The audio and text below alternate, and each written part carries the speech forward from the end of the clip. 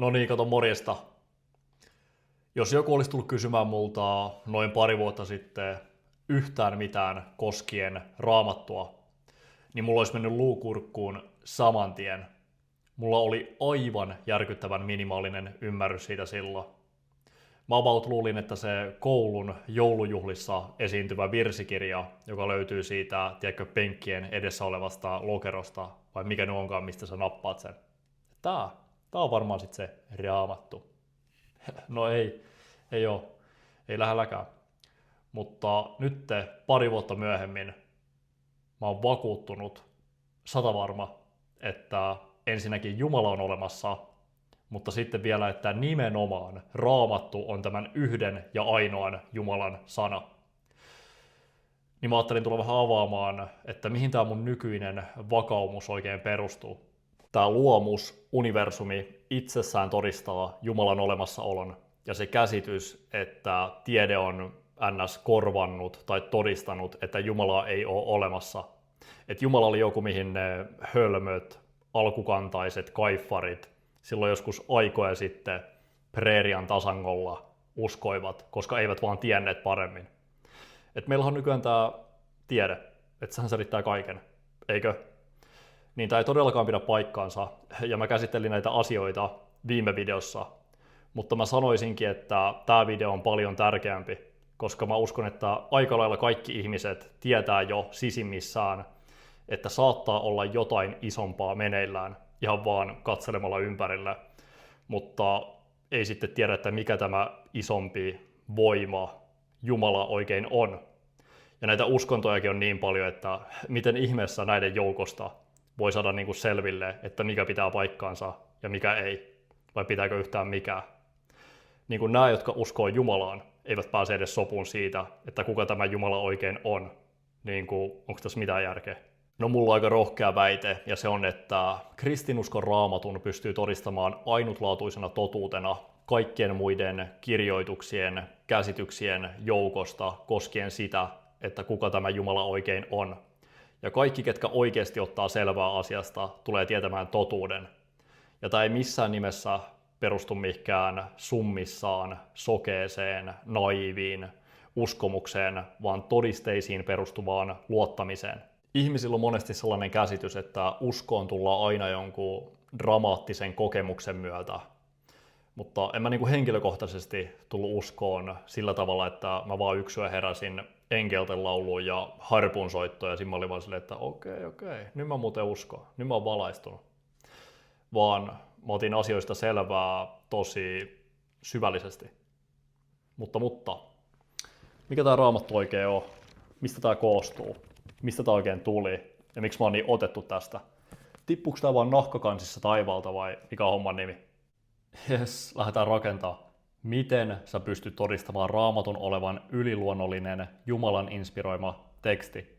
Aluksi vähän perustietoa, että saadaan jonkun sortin alusta, pohja, betoni tähän touhuun. Tää tulee käymään järkeen, kun sä näet sen kokonaiskuvan. Tässä meillä on aikajana noin 1500 vuotta ennen Kristusta, Kristukseen, henkilö, joka jakoi ajan kahtia, kenestä me ollaan nyt laskettu vuosia tähän päivään, eli 2026 jälkeen Kristuksen. Raamattu ei ole pelkkä kirja, vaan kokoelma muinaisia kirjoituksia. Se on niin kuin pieni kirjasto, joka koostuu 66 kirjasta, jotka kirjoitti noin 40 eri henkilöä reilu 1500 vuoden aikavälillä, 3 kielellä, 3 eri maanosalla. Ja Raamattu koostuu vanhasta ja uudesta testamentista. Vanha testamentti koostuu 39 kirjasta, jotka on kirjoittanut noin 32 eri henkilöä reilu 1000 vuoden aikavälillä. Pääasiassa hebrean kielellä, mutta sisältää myös vähän arameaa. Nämä kirjoitukset käsittelee pitkälti Israelin historiaa ja on täynnä viittauksia, ennustuksia tulevasta pelastajasta. Vanha testamentti tuli valmiiksi noin 400 vuotta ennen Kristusta. Toi on todella tärkeä pointti. Laita toi koirivan taakse. Uusi testamentti sitten koostuu 27 kirjasta, jotka on kirjoittanut noin 8 eri henkilöä about 50 vuoden aikavälillä kreikan kielellä. Nämä on kirjoitettu aika lailla heti Kristuksen jälkeen. Nämä kirjoitukset käsittelee Kristuksen elämää, opetuksia ja sitten tietenkin kuolema, hautaus ja ylösnousemus ja sen jälkeiset kirjeet uskovaisille. Tässä vanhan ja Uuden testamentin kirjoituksen välillä on about 500 vuoden gäppi, missä se itse päätapahtuma tuli sitten toteen. Siinä oli mistä vanha ja Uusi testamentti koostuu. Ja tämä Raamattu, mitä me luetaan tänäkin päivänä, on nämä vanhan ja Uuden testamentin kirjoitukset käännettynä kaikille eri kielille. Okei, selvä. Ihan siisti historia näillä Raamatun teksteillä. Mutta mikä tekee tästä yliluonnollista? Miksi tämä on Jumalan sana eikä mikään miesten väsäämä mytologia? No nyt tämä muuttuu provosoivaksi.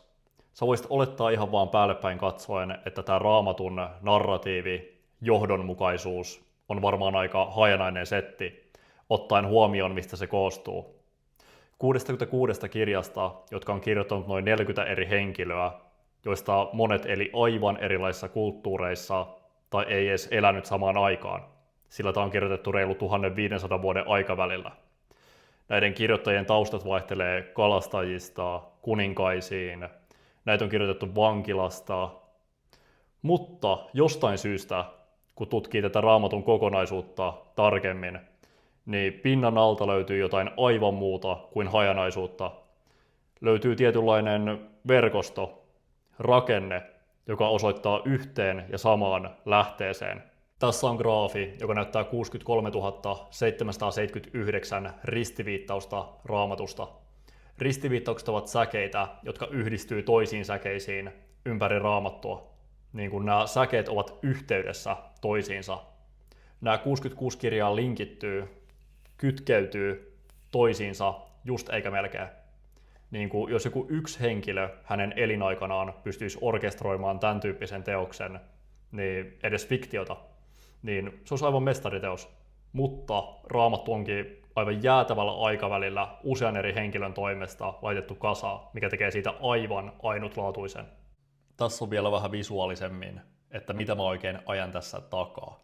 Mä löin sen graafin tähän aikajanan alle toisinpäin. Eli nämä kirjoittajat on yhteydessä toisiinsa aivan ihmeellisellä tavalla, vaikka ei välttämättä edes elänyt samaan aikaan. Se johtuu siitä, koska he kirjoittivat Jumalan inspiroimana. Ja tämä muun muassa on sille jotain konkreettista todistetta, että mistä tämä informaatio on oikein peräisin. Tämä yhtenäisyys on laitettu kasaan jonkun toimesta, joka ei ole rajattuna tähän fyysiseen maailmaan. Ei ole kuolevainen, vaan ikuinen. Niin kuin tämä Raamatun arkkitehtuuri on jotain niin ennennäkemätöntä, ja mä en millään pysty selittämään sitä muutamassa minuutissa. Paras tapa todistaa tämä on oikeasti itse kääriä hihat ja ottaa selvää asiasta tutkimalla, lukemalla. Se, että kaikesta huolimatta tämä Raamatun rakenne ja narratiivi on yhtenäistä, on yksi juttu. Mutta sitten aivan next level juttu on se, että nämä yksityiskohdat kuvailee tapahtumia, jotka eivät ole vielä tapahtuneet. Eli kirjoittaa historiaa etukäteen. Ainoa selitys tälle on, että näiden kirjoituksien informaatio on peräisin jostain muualta kuin pelkästä ihmismielestä. Näiden lähde on itse Jumala, joka tietää lopun alusta. Raamattu sisältää noin 2000 profetiaa, joista suurin osa on tullut jo toteen, ja nämä tapahtumat voidaan validoida historiallisesti. Mutta ennen kuin mä jatkan tästä yhtään eteenpäin, niin mä haluan tehdä selväksi, että Jeesus Kristus, nasaretilainen, oli tosiaan historiallinen henkilö, joka eli noin 2000 vuotta sitten Rooman vallan alla olevassa Israelissa, syntyi Betlehemissä, kasvoi Nasaretissa, hän oli puuseppä, hän opetti ihmisiä ja sitten reilu 30-vuotiaana teloitettiin roomalaisella ristiinnaulinalla Jerusalemin kaupungin ulkopuolella sijaitsevalla kukkulalla, Golgatalla. Joten hän ei ole mikään keksitty hahmo.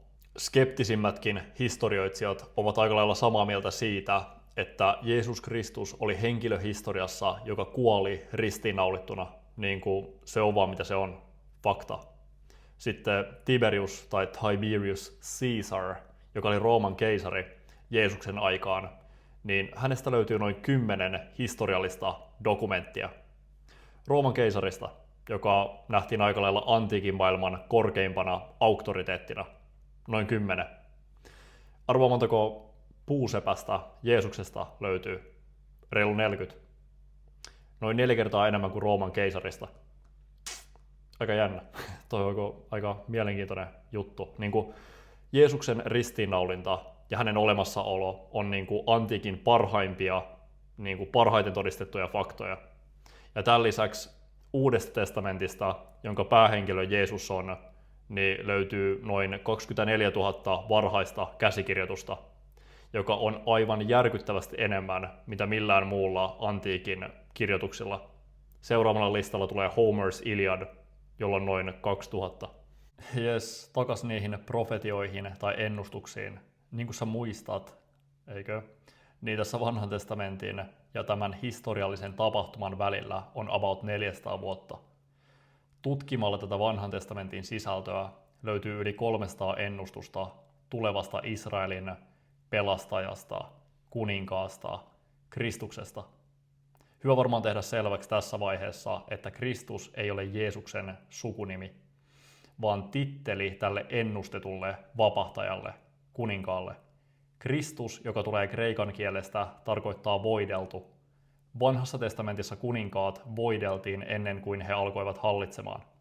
Ja sillä on hengellinen tarkoitus, mutta se olisi sitten eri video.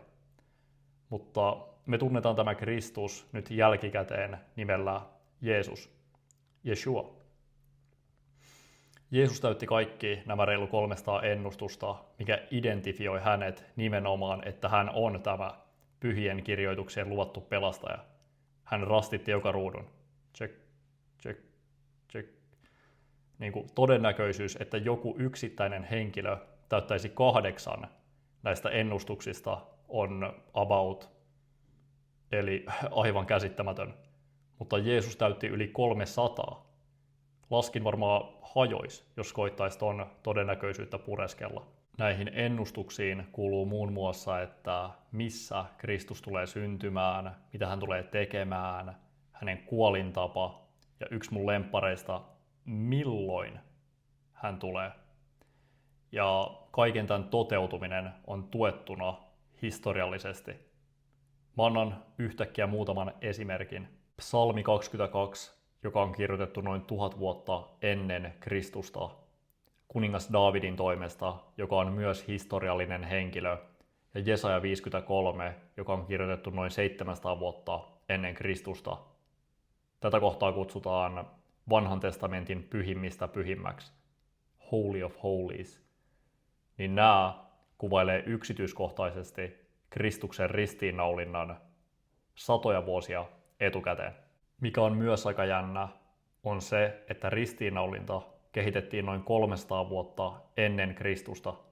Eli nämä kuvaukset ristiinnaulinnasta tulee ajalta, jolloin ristiinnaulintaa ei ollut vielä edes kehitetty. Sitten mun yksi lemppareista, Daniel 9, joka kertoo milloin Kristus tulee. Muistaaksä sen laulun koulun joulujuhlista?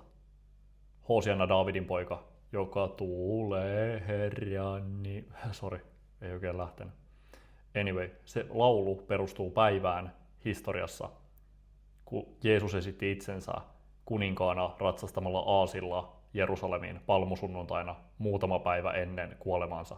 Se päivä historiassa on ennustettuna reilu 500 vuotta aikaisemmin Danielin kirjassa, vanhassa testamentissa. Aika raju setti. Tämä olisi hyvä kohta tässä videossa, jos mä olisin näppärä editoimaan, niin nyt muuten tapahtuisi. Nyt olisi efektit tulilla. Niin kuin toivottavasti sä näet, kuinka provosoivaa tämä oikeasti on. Se on yksi juttu, että jotain ennustetaan. Mutta aivan next level siitä on lyödä se tiettyyn aikaikkunaan. Niin kuin jos Kristus olisi ilmaantunut maailman skenelle vähän myöhemmin tai vähän aikaisemmin, niin tämä Danielin kirjoitus ei kävisi järkeä. Mutta koska tämä yliluonnollinen sana, teksti ei missaa, niin Kristus tuli just silloin, kun oli tarkoituskin. Tällä ennustuksella oli 0 toleranssi virheille. Jos joku pohtii, että no tämä kaikki on vain suunniteltua, niin todellakin, jos olisi vain yksi tai muutama onnistunut muiden epäonnistuneiden ennustuksien joukossa. Mutta ei, niitä on hirveä volyymi, satoja ja ne ei missaa. Tämä on tietynlainen skripti, niin kuin jos se on kirjoitettuna tähän kirjaan, niin se muuten tulee toteen. Myös se skaala, miten nämä on tullut toteen maailmanlaajuisesti, niin kuin on kyse todella isoista tapahtumista. Ja tämä kirja, Vanha testamentti, ei todellakaan ollut valtavirran tiedossa siihen aikaan, vaan se oli juutalaisten käsissä, jotka oli Rooman vallan alla pieni vähemmistö. Nämä tekstit ei ollut niin kuin raamattu tänä päivänä. Et kaikkihan nämä nyt tietää, helppo niitä on lavastaa. Niin ei. Ja nämä ennustukset on kirjoitettu tietynlaisella koodikielellä, esimerkiksi osana jotain eri narratiivia. Mutta sillä narratiivilla onkin sitten syvempi merkitys, mikä selviää sitten tulevaisuudessa. Ne narratiivit on niin kuin varjoja tulevasta. Nämä ennustukset on helpompi validoida jälkikäteen, koska sulla on se kaikki informaatio jo kasassa. Mutta silti sä näet, miten se oli ennustettuna jo etukäteen ja tuli orgaanisesti toteen.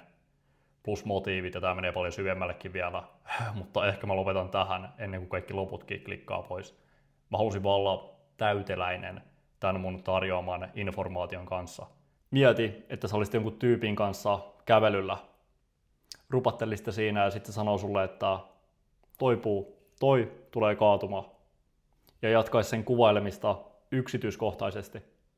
Se tulee kaatumaan 90 asteen kulmassa suhteessa tuohon tiehen, tasan 5 oksaa katkeaa ja ripottelisi siihen päälle vielä, että tämä kaikki tulee muuten tapahtumaan 22 vuoden päästä huhtikuun ekana sunnuntaina. Okei, no nyt teillä on jotain mitä odottaa. Päivämäärä ja yksityiskohtia. Sä varmaan vaan ajattelisit, että tämä tyyppi, tämänhän täytyy olla aivan sekaisin. Niin kuin mistä se voisi tollaista tietää.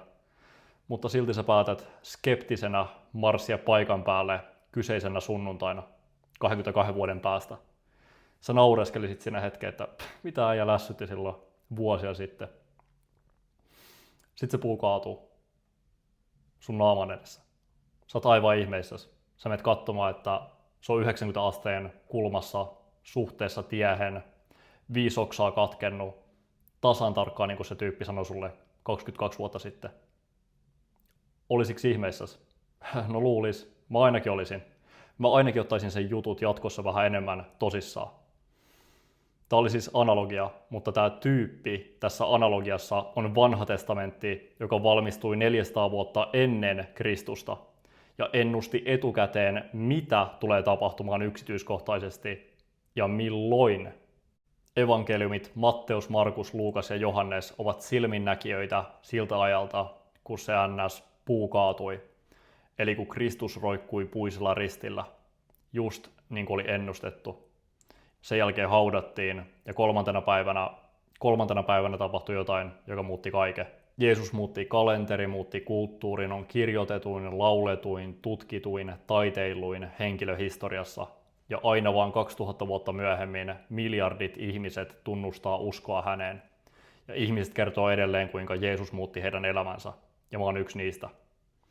Kristinusko ei olisi koskaan noussut maan pinnalta tällaiseen suosioon, ellei itse Kristus olisi noussut kuolleista.